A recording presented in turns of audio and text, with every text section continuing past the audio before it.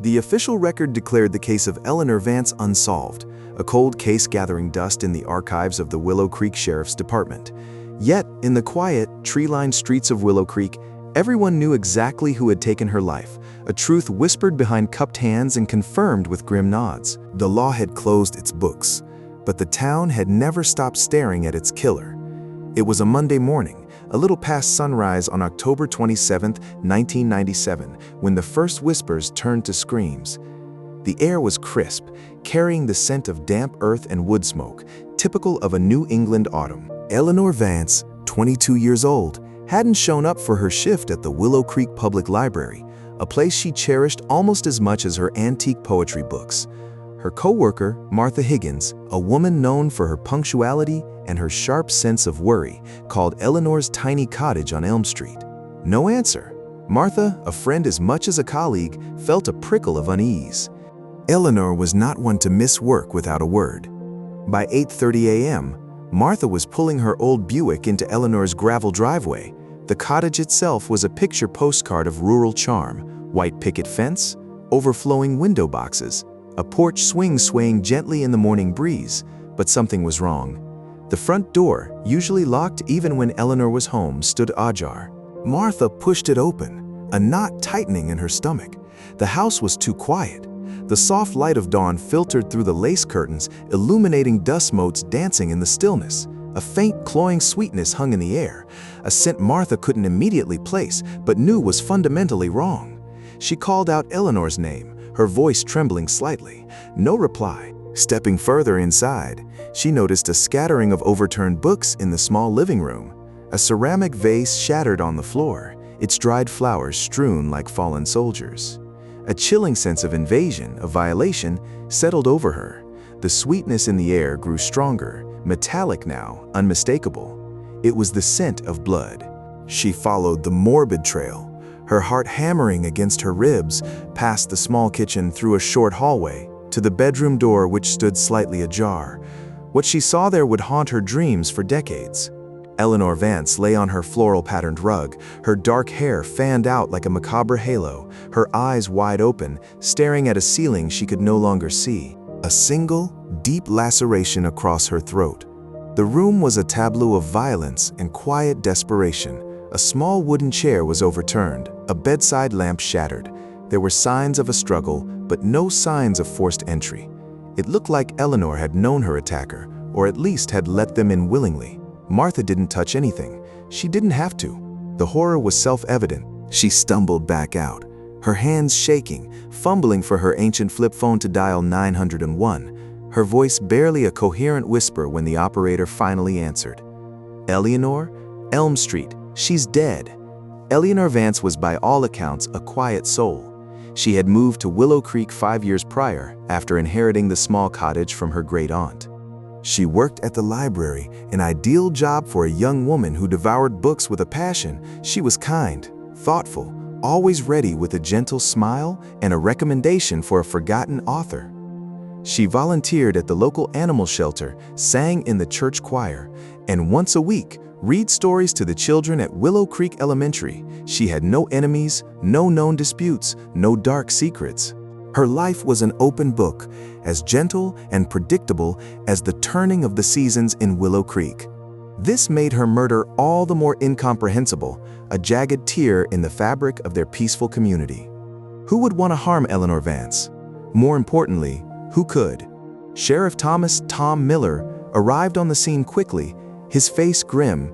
Willow Creek was not a town accustomed to murder. Their crime log usually consisted of petty vandalism, an occasional deer poaching, or teenagers getting caught with beer.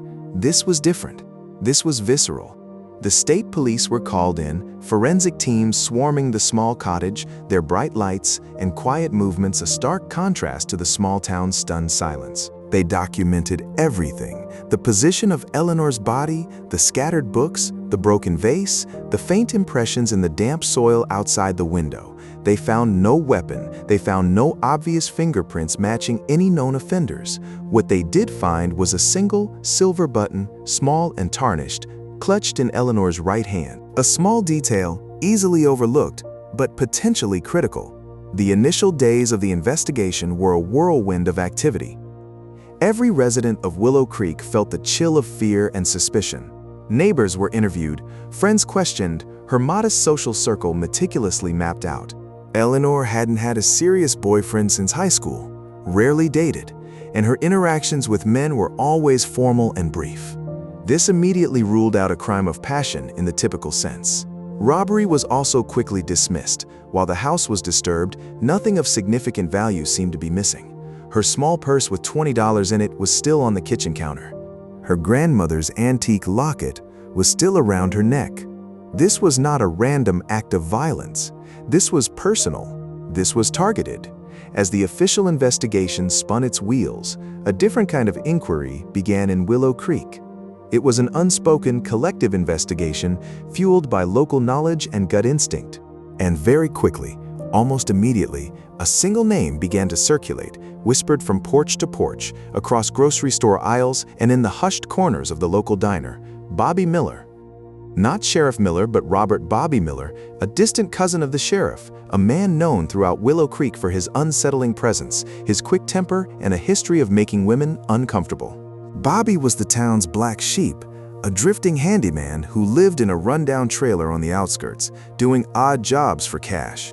He had a reputation for drinking too much and for having wandering hands, as the local women delicately put it.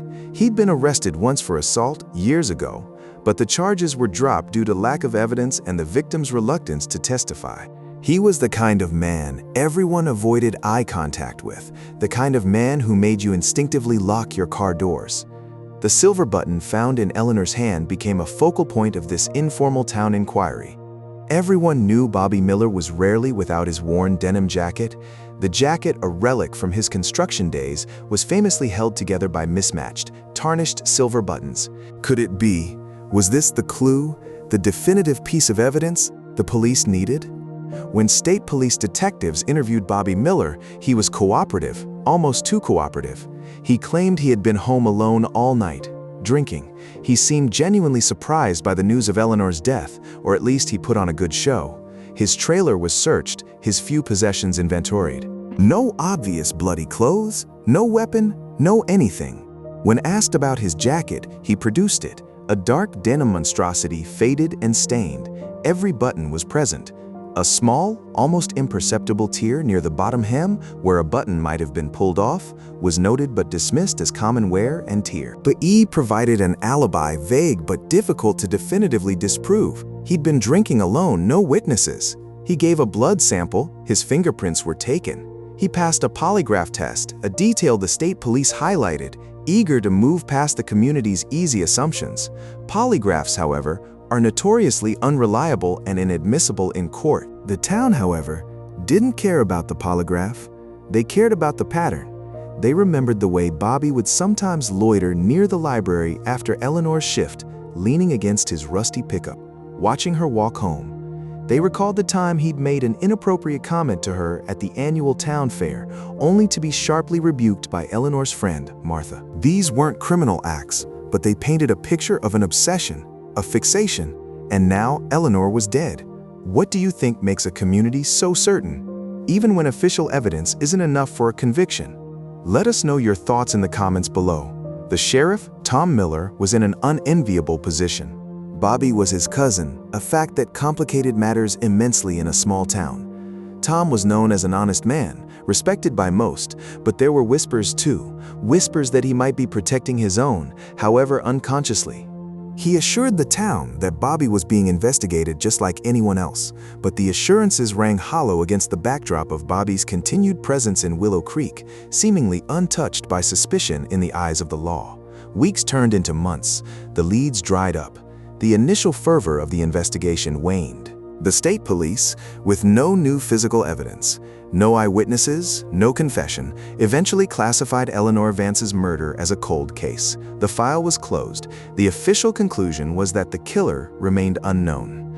The town was left with a gaping wound and an open secret. Bobby Miller continued his handyman work, frequented the local bar, and lived his life, a living embodiment of the legal system's failure in the eyes of Willow Creek. The impact on Willow Creek was profound. A quiet fear settled over the community. Doors that were once left unlocked were now double-bolted.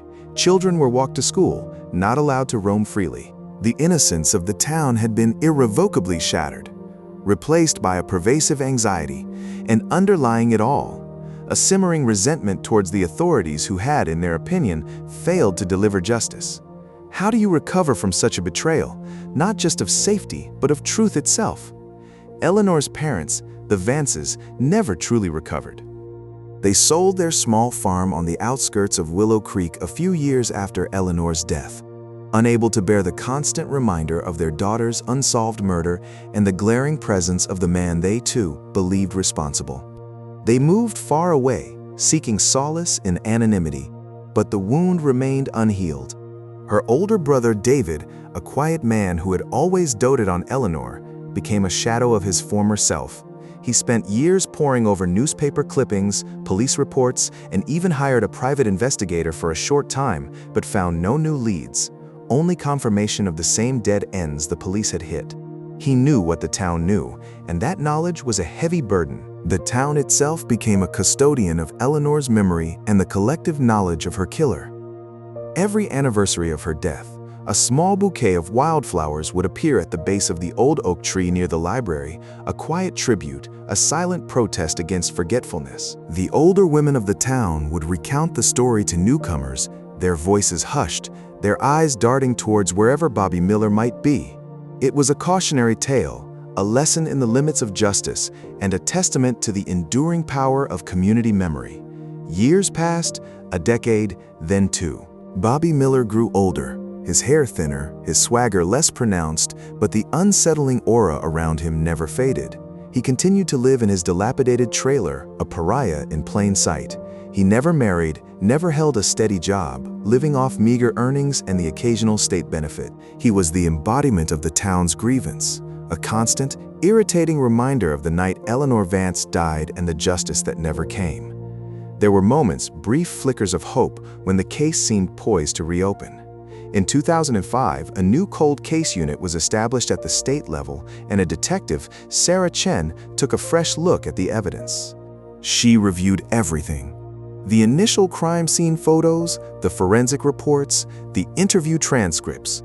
She was particularly intrigued by the silver button found in Eleanor's hand, its tarnished appearance, the specific alloy composition. She also noted the faint tear on Bobby Miller's denim jacket, a detail overlooked by the initial investigators who deemed it normal wear.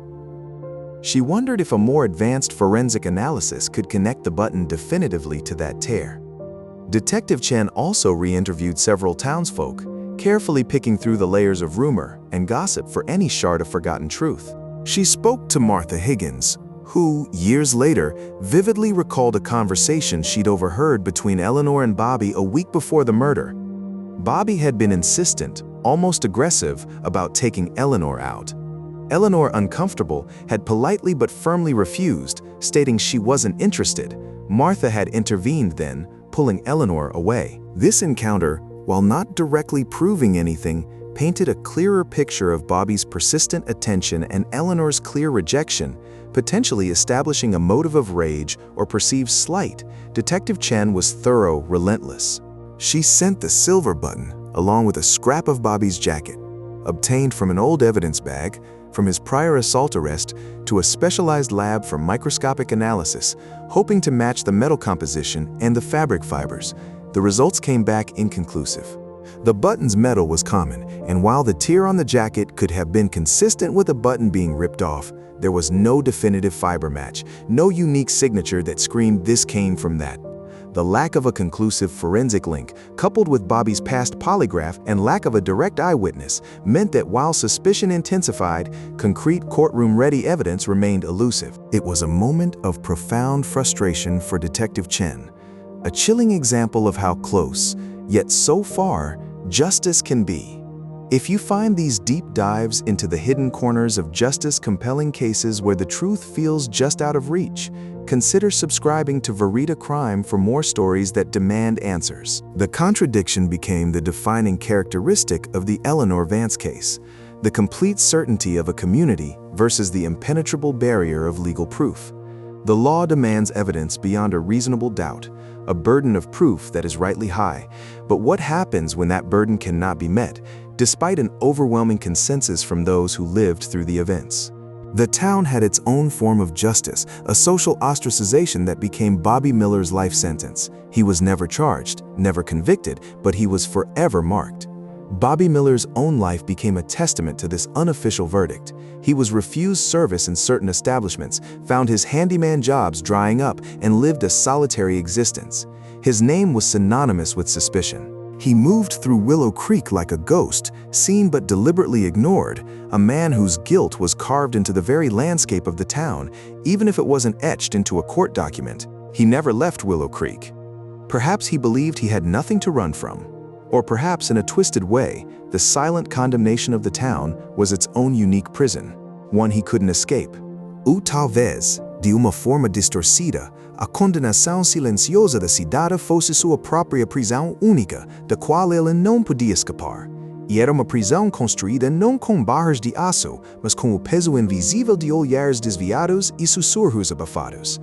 Você já se sentiu a única pessoa em uma sala que sabia de algo que todos os outros fingiam ignorar? Bobby Miller viveu essa sensação todos os dias, mas no lado oposto da equação. Ele era o elefante na sala, o crime não resolvido personificado, o mistério que ninguém se atrevia a mencionar diretamente, mas que pairava sobre cada interação social como uma névoa fria. A rotina de Bobby tornou-se uma dança estranha e solitária. Acordava na sua pequena casa, herdada dos pais, a mesma casa onde cresceu, agora um santuário silencioso para seu isolamento. Saía para fazer as compras essenciais e em cada corredor do supermercado, em cada balcão da farmácia, os olhos seguiam seu rastro. Não eram olhares de raiva aberta ou desprezo declarado. Eram pior. Eram olhares de certeza. De quem já havia julgado e sentenciado sem precisar de um tribunal. Era o tipo de olhar que grita, eu sei o que você fez, sem emitir um único som. Como você reagiria a isso, dia após dia, ano após ano? O silêncio do povo de Willow Creek não era passivo. Era uma arma. Cada porta que não se abria para ele. Cada convite que nunca chegava. Cada sorriso que se desfazia em uma máscara de frieza quando ele se aproximava, eram pequenas punições, uma contagem regressiva da dignidade. A cidade, em sua luta coletiva por Eleanor Vance, transformou-se em um júri popular permanente e o veredito já havia sido proferido. O mais assustador é que não havia apelação. Não havia como Bobby Miller provar sua inocência para eles, porque a convicção deles não se baseava em fatos forenses, mas em algo muito mais profundo e intransponível, a intuição coletiva. A história que a cidade contava a si mesma sobre a morte de Eleanor precisava de um vilão e Bobby Miller preencheu essa lacuna perfeitamente. A mente humana anseia por fechamento, por uma narrativa completa, especialmente diante de uma tragédia. Quando a lei falha em entregar isso, as comunidades frequentemente constroem suas próprias versões da verdade. Em Willow Creek, a ausência de um assassino legalmente condenado não significava a ausência de um assassino. A lacuna deixada pelo sistema judicial foi preenchida pela certeza moral dos vizinhos. Eles tinham visto Bobby Miller em torno de Eleanor, sabiam de sua obsessão por ela. Tinham histórias de sua estranheza, de seu temperamento explosivo sob a superfície calma. Essas eram as evidências deles, inquestionáveis em seus próprios corações, por mais que não fossem admissíveis em um tribunal. Pensemos na força disso. Consenso social, uma crença compartilhada que se tornou tão sólida quanto qualquer documento oficial. Isso nos faz perguntar o que é justiça de verdade. É apenas aquilo que um júri decide ou há uma forma mais antiga e visceral de retribuição que pulsa no coração de uma comunidade? Se você já se viu diante de uma verdade que a lei não conseguia ver ou que a burocracia simplesmente ignorava, deixe um comentário e compartilhe sua perspectiva. Queremos entender as camadas mais profundas de como a verdade é percebida e sentida para além dos tribunais.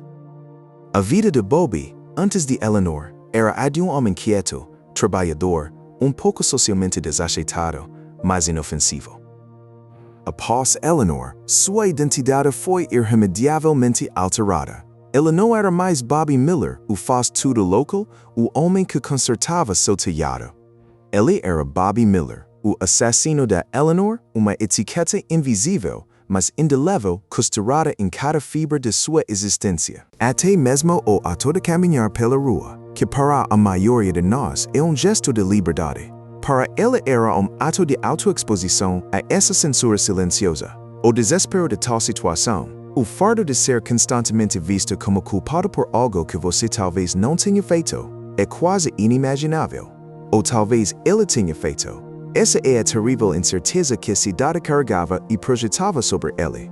E é essa incerteza, essa falta de uma resolução legal clara, que alimenta o drama e a tragédia de casos como o de Eleanor Vance.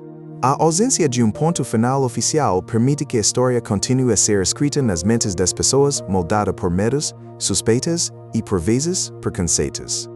A casa de Bobby, que antes era apenas uma casa, tornou-se símbolo, monumento ao crime não resolvido. Crianças eram avisadas para não brincar perto. Os vizinhos mantinham uma distância respeitosa ou seria desconfiada de sua cerca. Essa vigilância constante, essa sensação de estar sob microscópio moral, teria quebrado a maioria dos homens. Mas Bobby permaneceu. Ele não fugiu, não explodiu, não implorou por perdão ou clamou por inocência. Ela simplesmente existiu, um espectro em sua própria vida, aceitando o destino que a cidade lhe impôs. A ausência de protesto por parte de Bobby foi, para muitos em Willow Creek, mas uma prova de sua culpa. Se ela fosse inocente, ela teria lutado mais, não teria? Você ouvia sussurros assim em conversas na mercearia ou no salão de cabeleireira. Mas e se o silêncio fosse a única forma de resistência que lhe restava? Ou talvez, o choque, o trauma ou a própria culpa o tivessem deixado mudo, incapaz de articular uma defesa diante de muro de condenação tão maciço. A psicologia humana é labirinto e, em situações extremas, as reações nem sempre seguem o roteiro que esperamos. A verdade é que nunca saberemos, com absoluta certeza, o que se passava na mente de Bobby Miller.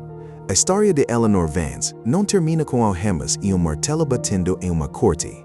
Ela continua na sombra de uma cidade que se recusou a esquecer e na vida de homem que foi condenado, não por juízes, mas por uma comunidade. Esse é o poder de uma pequena cidade, a capacidade de criar sua própria justiça, de tecer uma teia de ostracismo tão forte que se torna uma sentença de prisão por si só.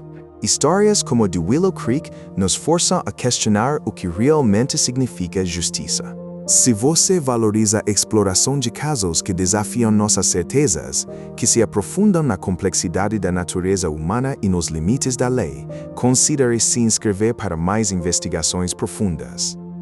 Ao explorar essas narrativas, nós da Verita Crime não buscamos respostas fáceis, mas sim provocar uma reflexão sobre as perguntas que continuam a ecoar em comunidades como essa, onde o veredito final permanece sussurro e não uma proclamação legal. A tragédia de Eleanor Vance ressoou por décadas, e o caso de Bobby Miller tornou-se uma lenda local, conto de advertência sobre os perigos da paixão não correspondida, ou talvez sobre os limites da própria justiça. Ela viveu o resto de seus dias em Willow Creek, fantasma de si mesmo, assombrando e sendo assombrado pela memória de uma jovem e por crime que a lei oficial nunca conseguiu desvendar. O ar em torno dela parecia mais pesado, a luz sobre sua figura sempre pouco mais opaca. A cidade havia julgado, e a condenação se espalhou por cada fibra do tecido social, garantindo que, independentemente do que o papel dissesse,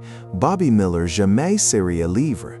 O que a lei falhou em registrar, a vida social se encarregou de executar, e se houvesse, de fato, outro caminho, uma pista deixada de lado, uma testemunha silenciada pelo medo, detalhe crucial que, por alguma razão, escapou à atenção de Detective Chen. O que aconteceria se, anos depois, novo olhar, uma nova tecnologia, revelasse uma verdade diferente? Essa é a esperança e o pavor que muitos em Willow Creek ainda carregavam, mesmo que inconscientemente. A esperança de que talvez a justiça fosse finalmente servida, y a favor de que eles estivessem errados o tempo todo, condenando homem inocente ao inferno de seu próprio silêncio. A comunidade se agarrava à sua versão da verdade com uma tenacidade que era, ao mesmo tempo, protetora e sufocante. Era o seu jeito de manter Eleanor viva, de dar sentido à sua partida brutal. As gerações mais jovens de Willow Creek cresceram ouvindo os murmúrios sobre o caso de Eleanor e sobre Bobby Miller, o recluso. Para eles, não era uma memória viva, mas uma história, folclore local. Mas mesmo para eles, a sombra do que aconteceu pairava.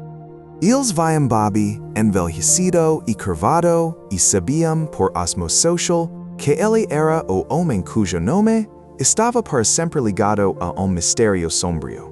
A condenação havia sido passada de boca em boca, de olhar em olhar, através das décadas, sem nunca precisar de carimbo oficial. É uma prova da resiliência da memória coletiva, mas também de sua inflexibilidade e, por vezes, de sua crueldade. Ainda hoje, se você visitar Willow Creek e perguntar discretamente sobre Eleanor Vance, o nome de Bobby Miller virá à tona. Não como uma acusação, mas como fato estabelecido, uma peça inquestionável de seu passado. É uma verdade local, uma verdade que existe e persiste, independentemente do que as pastas da polícia possam dizer. E isso levanta uma pergunta final, e talvez a mais perturbadora de todas, quando a verdade de uma comunidade se solidifica a tal ponto, a verdade legal, a verdade baseada em evidências tangíveis, realmente importa? Ou ela se torna apenas uma formalidade, ideal distante que, às vezes, é incapaz de alcançar o peso esmagador do que as pessoas simplesmente sabem em seus corações? O caso de Eleanor Vance não foi fechado por falta de certeza, mas por falta de prova. E essa é a diferença que dividiu uma cidade e aprisionou homem por sempre. Eleanor Vance's memory persisted, not just as a victim, but as a symbol of lost innocence and a community's enduring quest for truth. The library held an annual poetry reading in her honor. The animal shelter named a small section after her, and the town children 2 decades later were still told the story of Miss Eleanor and the man everyone knew had killed her, a cautionary tale passed down through generations. Her quiet life had ended in brutal violence, but her spirit and the town's refusal to forget kept her story alive. The Eleanor Vance case remains officially cold, a file in a metal cabinet, waiting for a breakthrough that may never come. But in Willow Creek, the real killer isn't a mystery. His name is still Bobby Miller. The case raises a chilling question. What is the true nature of justice when legal closure clashes with an undeniable communal truth? Does justice truly exist if it remains unacknowledged by the courts, relegated instead to the murmurs of a small town? And what does it say about a system designed to protect when it can't deliver proof against the obvious? Perhaps the most enduring legacy of Eleanor Vance's death is not just the tragedy of her lost life, but the enduring discomfort it instills in us all about the limitations of justice and the quiet, stubborn persistence of truth. If you know of other cases where community knowledge defied official narratives, cases like Eleanor's, share them. Understanding these patterns is how we truly scrutinize the search for justice.